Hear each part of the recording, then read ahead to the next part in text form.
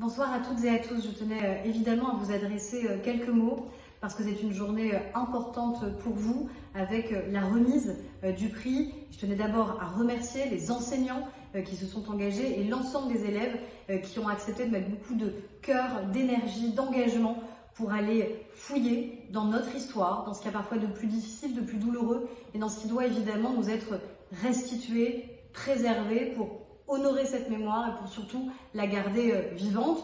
Je salue celles et ceux qui ont initié ce prix, évidemment. Je salue Ariel Goldman, le président du Fonds social juif unifié, qui porte ces valeurs au quotidien. Évidemment, Boris Cyrulnik, qui est le président du jury.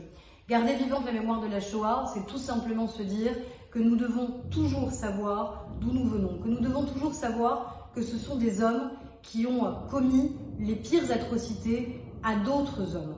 Et je crois que se dire cela, c'est avoir en mémoire et en tête que le pire peut toujours advenir si nous n'y sommes pas vigilants.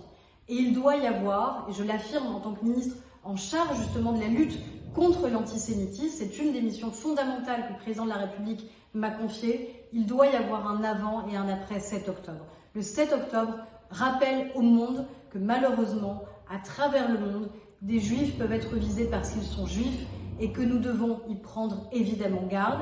Nous rendrons hommage aux 41 Français qui ont été assassinés par le terrorisme islamiste le 7 octobre dernier en Israël.